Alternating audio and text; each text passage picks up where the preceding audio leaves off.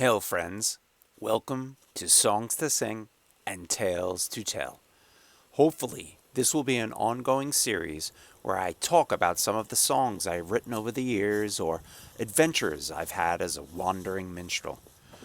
I hope this story will inspire you. This is a tale about the guitar that was broken. This all begins with a chance meeting with a pile of rubbish, if chance you call it. I tell this tale in part in the liner notes of the album, The Bard of Lost Tales. It goes something like this. One night, over a decade ago, well over a decade now, I was driving home from a rehearsal of my Celtic rock band, King Celtic, formerly known as Fathom. If you're not familiar with that band, we sounded and looked something like this.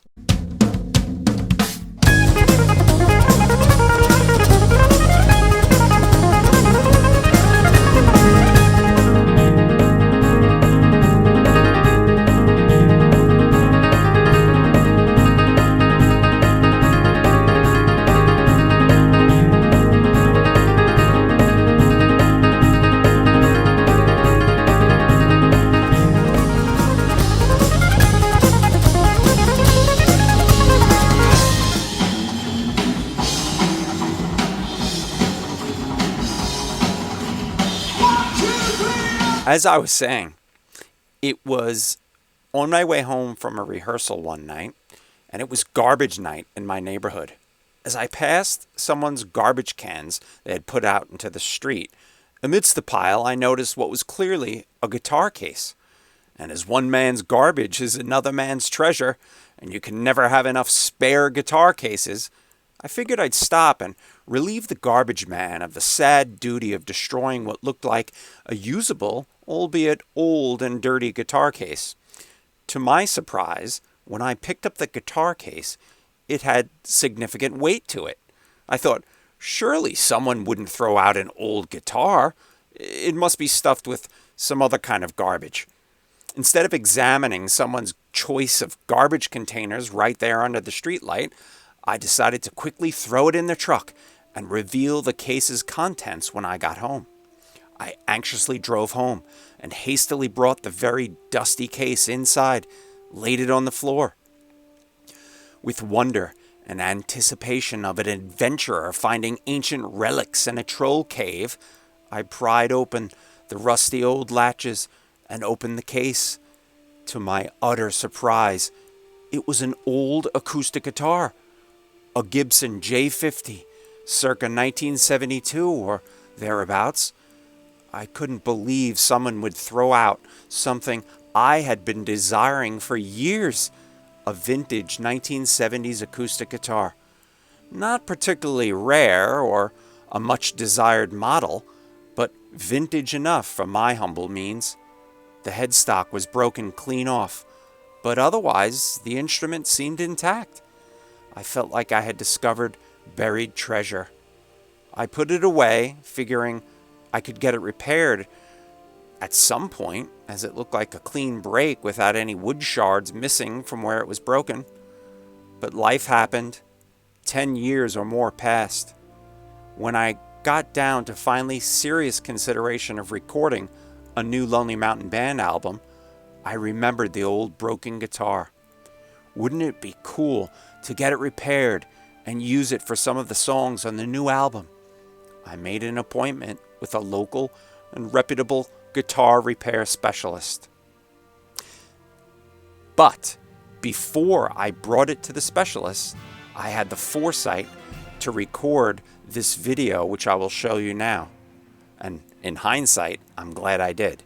Well, I'm out in the woods with this mysterious object in its case, dusty and beaten up. An interesting story. About 10 or 12 years ago, I wish I had kept track of the time and date. Driving home one evening, I saw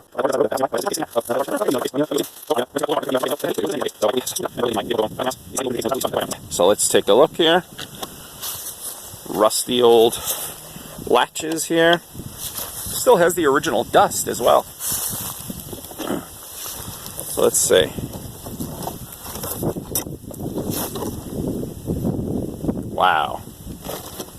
So what I found, to my surprise, inside was a Gibson J50 Deluxe acoustic guitar.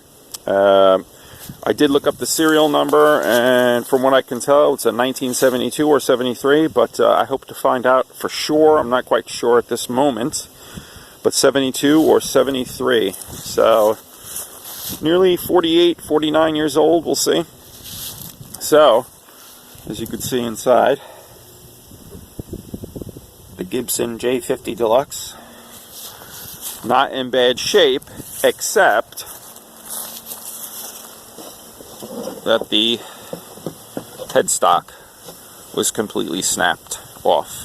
A fairly clean break, and so I thought to myself, well, I'll put it in storage, and at some point I'll get it repaired, and maybe it will be a good studio, if not live, guitar.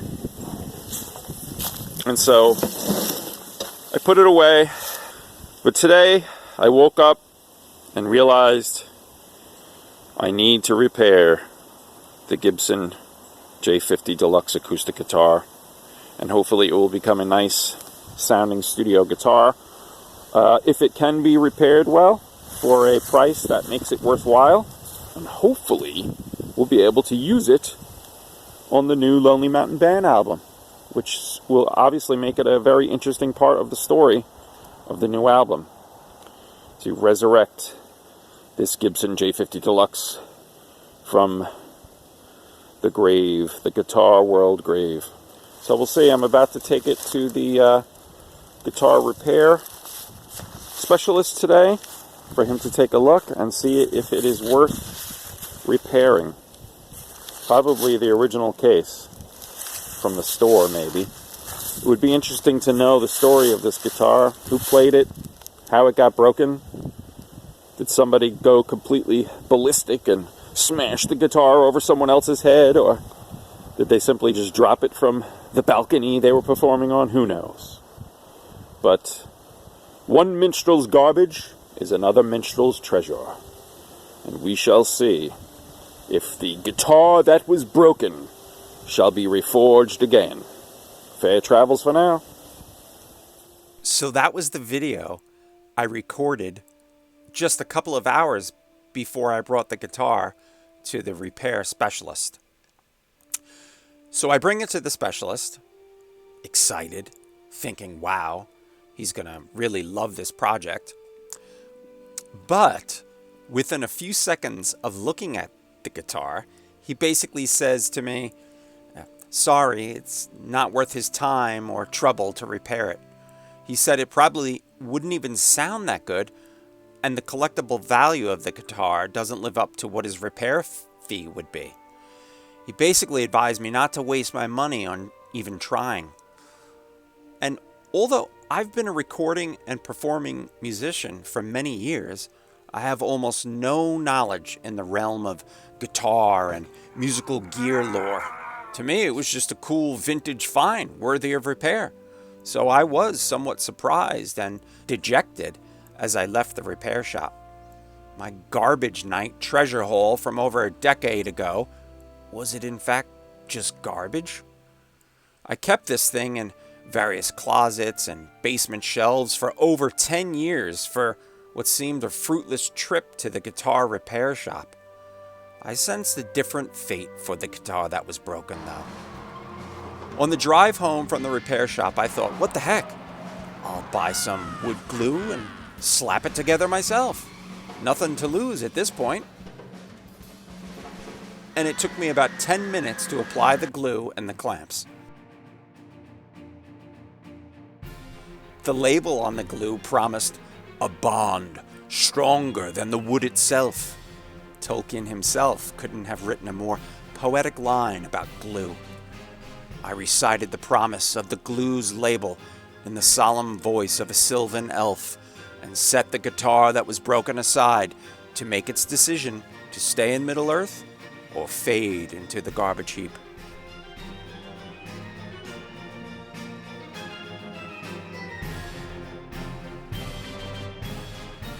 24 hours later, the glue was dry.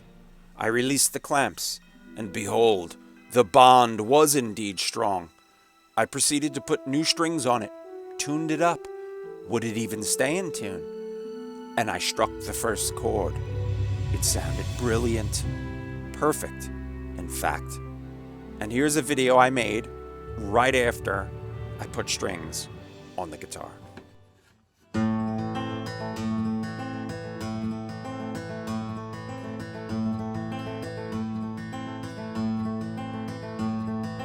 Where now the horse and the rider? Where's the horn that was blowing? Where is the helm and the hauberk and the bright air flowing?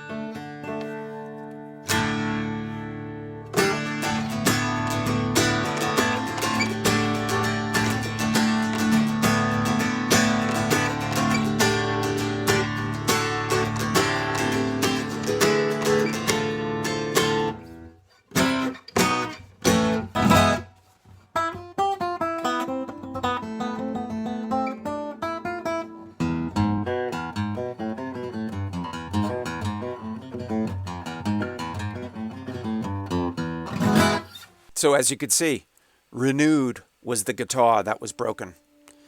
Thankfully, I didn't heed the advice of the guitar repair specialist, his advice to not waste my time or my money. The glue was about $4, and I already owned the clamps, and I already owned the new set of strings. I played it for a few days. It stayed in tune. You know, I relay this tale to portray how even the experts cannot always see all ends. One man's garbage is indeed another man's treasure. Perhaps you have an idea, a story, a project, a plan, artwork, or some forlorn hope that the expert in your life thinks is hopeless garbage. You might only need $4 glue and a willingness to try anyway to prove those experts wrong. Even if the guitar gurus scoff at the Gibson J50, the guitar wound up giving me the acoustic sound I was looking for. A Chance Meeting was written and recorded on the renewed guitar.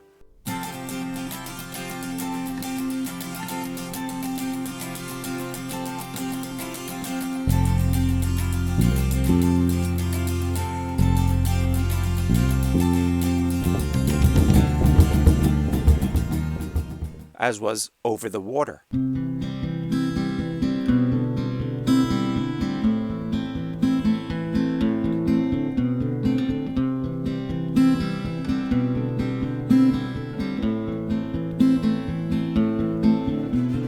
And it was used for recording some other acoustic sections of the new album, including the rhythm acoustic parts for the song Side by Side.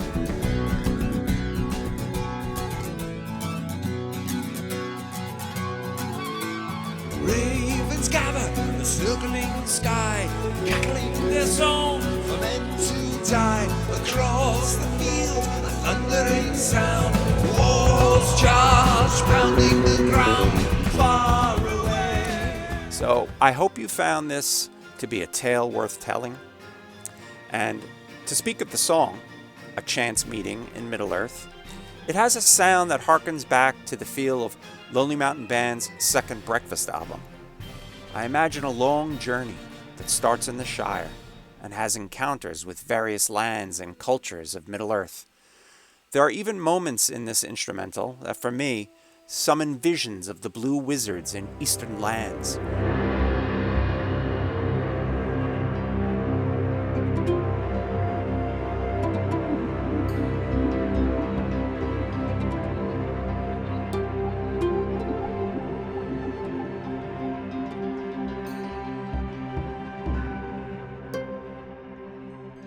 Dwarven war horns and sylvan settings of the elves.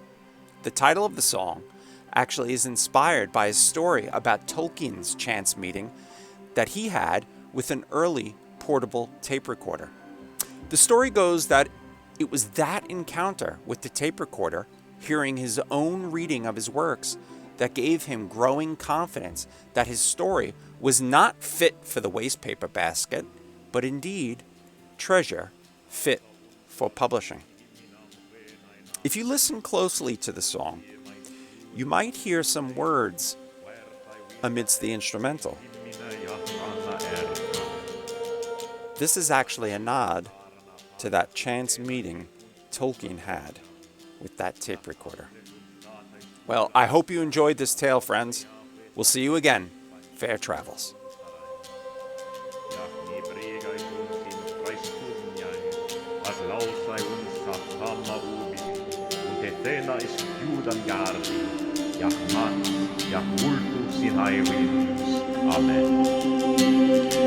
Amen.